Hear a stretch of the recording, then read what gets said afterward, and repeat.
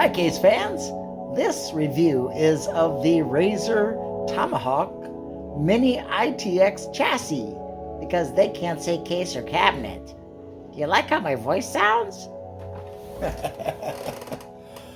Okay, so there it is in all of its glory. It's got underlighting just like a car. For those of you who can't afford a car, now you can have underlighting effects on your computer.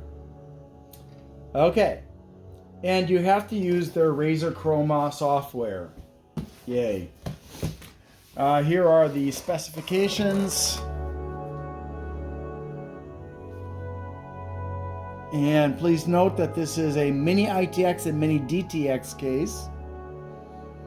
And the maximum cooler height would be 165 millimeters. The maximum graphics card length is 320 millimeters. There are 3 expansion slots, which is the case slots. And you can have two 2.5 inch hard drives or SSDs in the base. A 2.5 hard drive or SSD near the motherboard. Let's see. Also, the logo green lighting, which some people who have reviewed this complain about. Why can't it be other colors? Well, their logo is green, so they're gonna stick with it. If you don't like green, don't buy the Razer. Yeah, I mean, nobody complains about the Deep Cool logo being blue all the time. THS logo, green lighting, and blah blah blah. Razer Chroma Underglow. What else? Oh, 5.8 kilos or 12.8 pounds. And these are the dimensions. There we go. Now we can move on to the case itself. Right. Let's start with the front because, you know, everyone wants to see the face of something, right? And here we go. Nothing much to see there, really. It does have ventilation on the sides here. Not a lot of ventilation space, but it does allow for that. Now, one of the benefits of minimal ventilation space like this is there's more resistance. So the air that does go through has more pressure to it. That does require a better fan, though. And there's only space for one. And so you can take off this by just doing that. And you can see here, they had to do all this just to show that logo on their case. And here's the daughter board for that. This is held in place by these things. I go right in this one, sorry. Actually, it's held in place by these things and these things. And then the information travels from the main controller through these retractable pins, they're push pins, into the daughter board. I don't know why they didn't use gold on this. Maybe there's a good reason, I don't know. I'm sure it'll wear out over time though. Let me set that aside, and you can see that we've got the dust filter here for a single fan here. So you can mount it right there, and you just push these things, it comes out. You can also mount it the other way if you prefer, doesn't really make a difference. And this is only good for a 120. And there's not very much space at all in here, so you're not going to be able to actually have the fan sticking out this way, unlike with some of the other cases I've reviewed recently. So that takes care of that, and it's not a big case. So don't expect miracles from what they're giving you. Now, this is the front I/O panel, which I'll be showing you later. It's fairly easy to do that. Now, one thing that I have a little bit of a gripe about is that it's a little bit difficult to open the side doors. To do that, you can reach underneath the glass and get your fingers behind it and then force it to come open, and that is possible on both sides. Now, I will say that the the hinges are pretty well.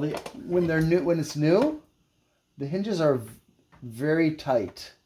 Now, I did remove this panel to find out how difficult it was, and when I first removed it, it was a real pain in the butt. And I just want to demonstrate for you how to remove one of these panels. So, since I've already removed that one, you're going to want to hold on, and you're going to want to get right here in this position.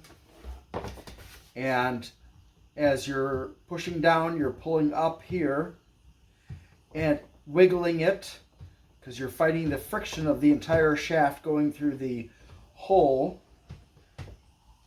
And it's, oh my gosh. There we go.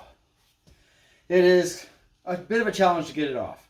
Now, one of the things I like about this is that, unlike with my Corsair 5000X, where the hinge pins have so little tolerance between them that if you miss one, if you get one on, it's very hard to get the second one on. With this one, it's actually pretty easy to do that.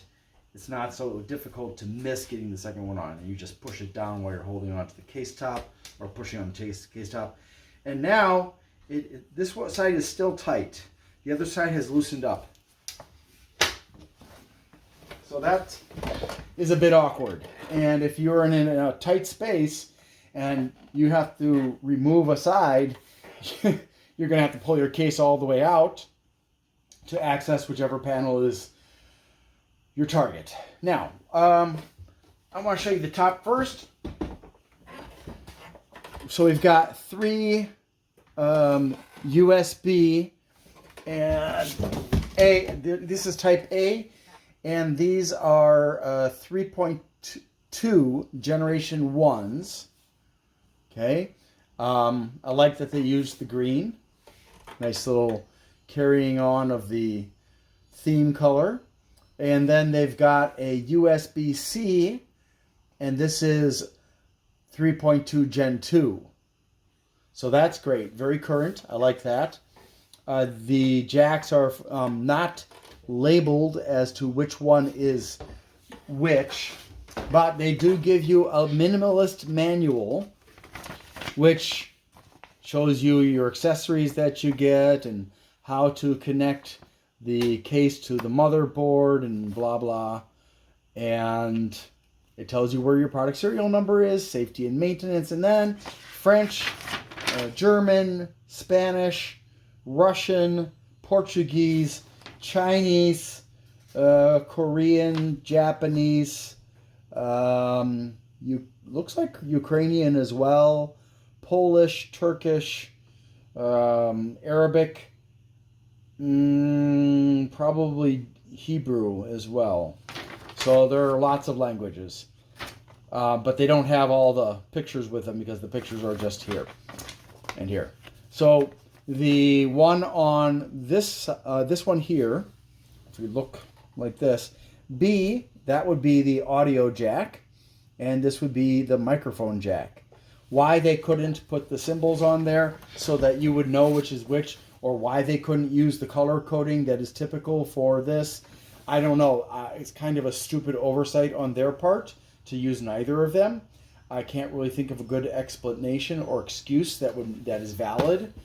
So that is something I don't like. This is the power button, easy to push. This is the reset button, not so easy to push. I don't like the fact that it's right next to the USB because I'm afraid I'm accidentally going to push it when I'm putting something here, but probably not. But you know, it's a placement. I feel for these buttons is important so you don't accidentally turn off your computer. So make sure to go in BIOS, set this one so that there's a delay before it actually does something to your computer.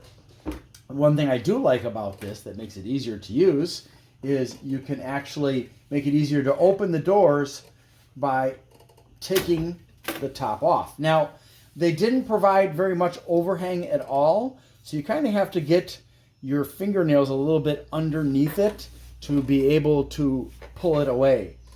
When the other way I found to do it was when I start opening this door in particular, it tends to ride up a little bit and it jostles this and pushes it up a little bit, which makes it easier to remove. Now you can see that there is a cable being guided through from here that's coming from the power supply plug-in port. And since the power supply doesn't mount back here, the cable has to go through here, through here, through here, and then down to this area, which is where you're going to install your power supply. So there is that. Now the other nice thing about this is that they did actually make the fan mounting frame removable. So all you gotta do is remove all 6 of these screws and you can put your fans in here. It does only take 120 millimeter fans, unfortunately. So that's a bit of a drawback. But I'm sure you can make do since you did decide to buy a small case. That is the price you pay. And again, as with the front, it holds the top in place with these smaller pins that get caught in these things that are all the way around here and here. And aside from that, there's really not much else to tell you. I do like the fact that they use these cable clips. They are circular clips that hold the cable in place, so this one's not seated correctly. It came loose. Ooh, they did not make sure it was tightly attached with the adhesive.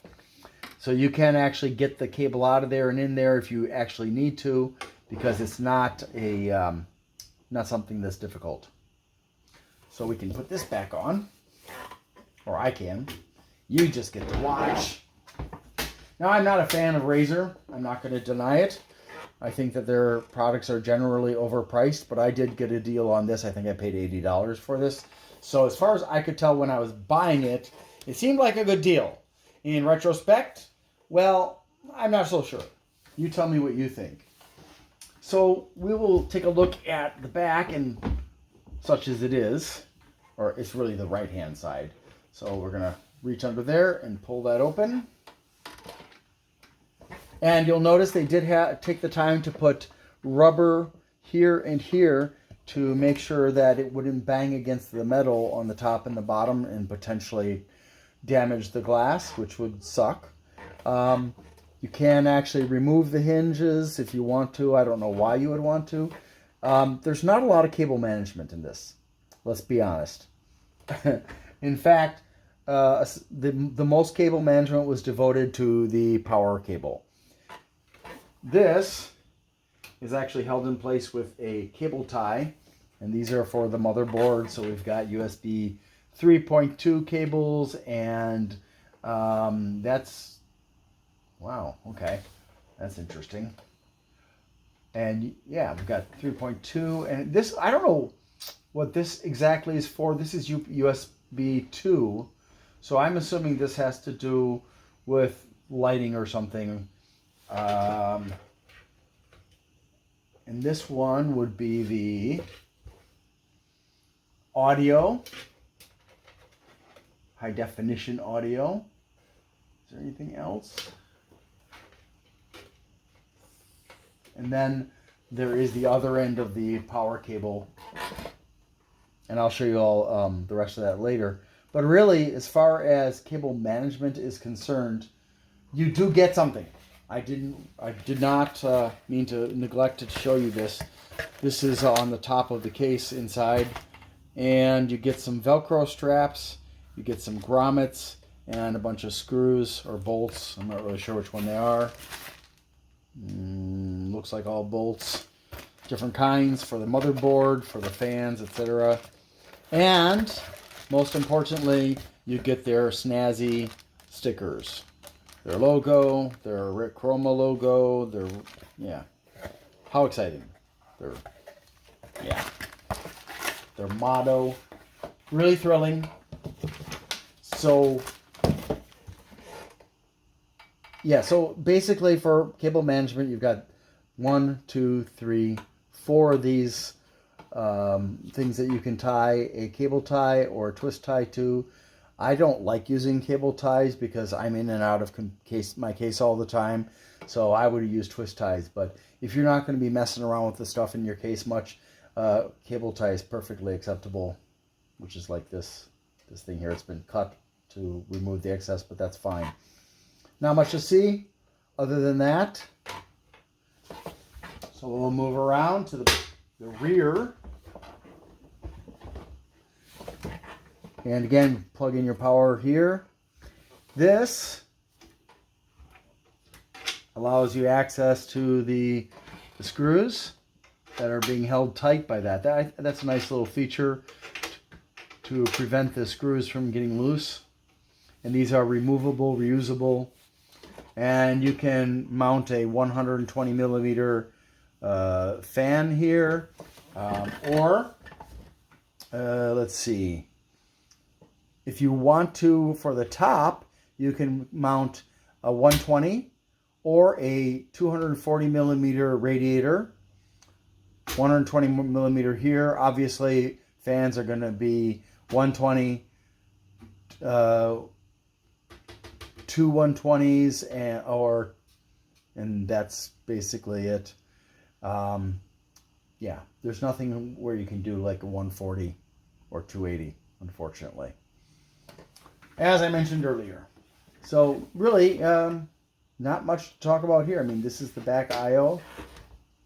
It's a very solidly built, which is why it's 5.8 kilos. If they had skimped a little bit on the SPCC metal, they probably could have shaved a gram or 3 or 5 or maybe even 100 off of the weight. I'm not sure how much they would have shaved off, but pretty sturdy, even though it makes noise when you tap the top. All right, let's get to the front here. And I'm going to turn on my light to give you better viewing access. All right, so I'm gonna cut that thing because I want to give you a better view of the cabling.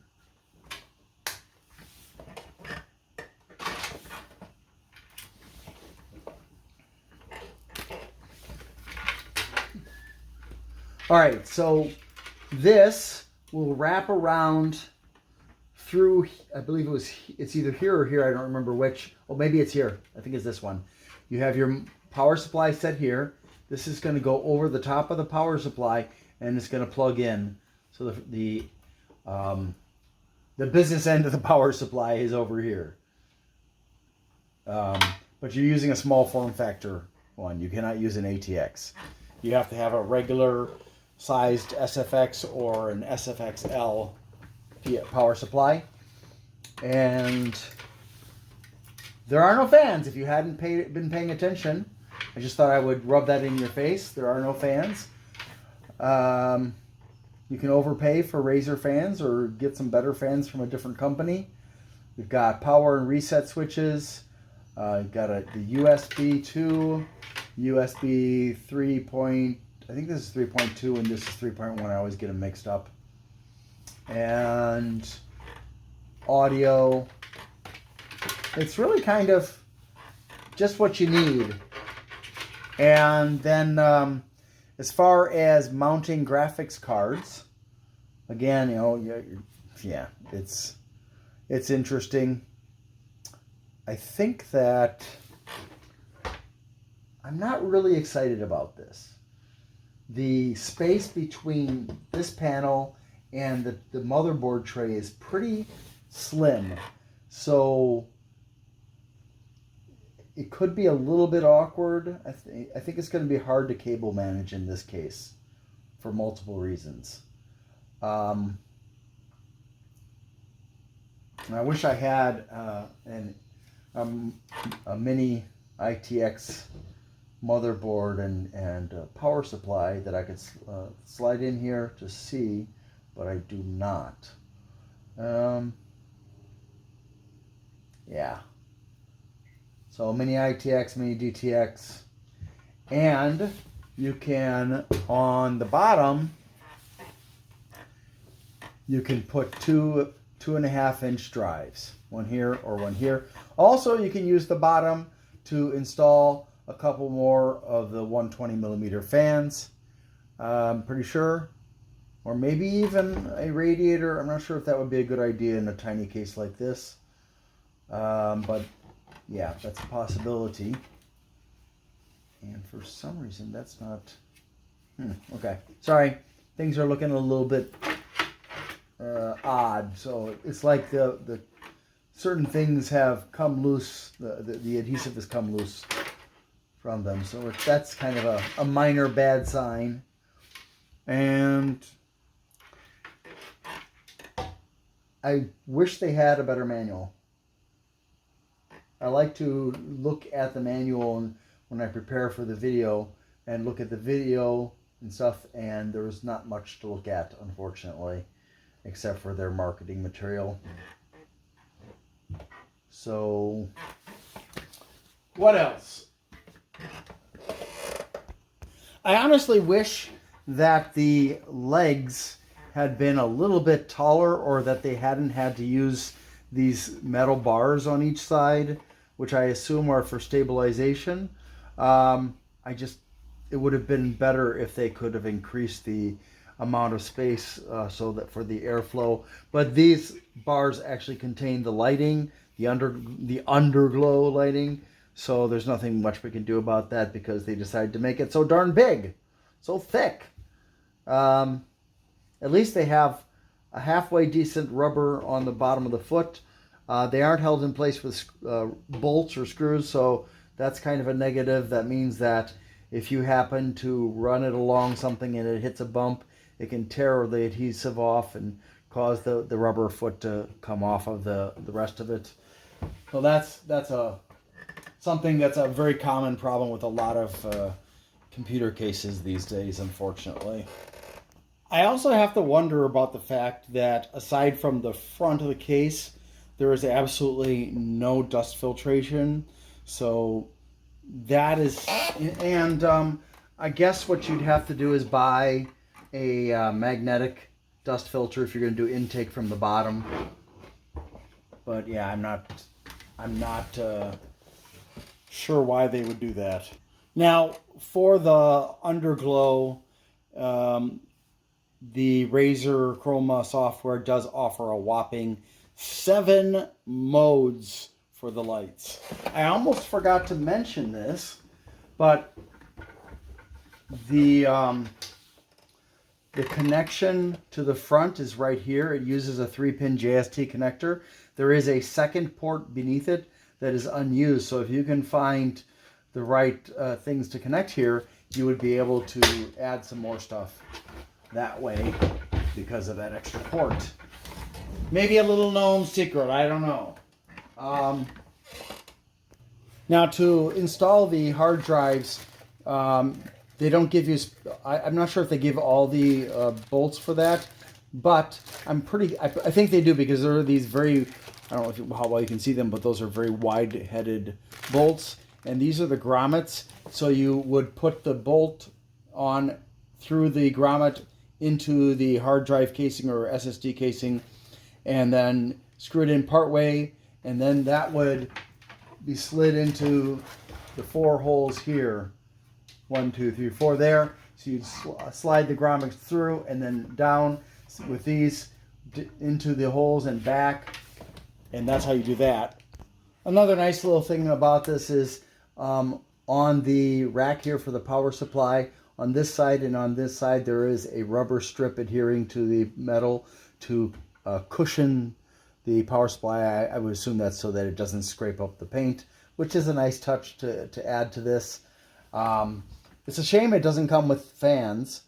I don't know why. Certainly people would love to have their Razer Chroma fans come with their case, but maybe that's why I only paid $80 for it. Aside from this, there is not much else to share with you about this case. I mean, I don't like building in small cases. I imagine that I'm going to be scraping my knuckles and cutting my fingers and stuff. But there aren't any obvious sharp edges on this, except for like here, wherever they've got these screws in here, you can catch your fingers there,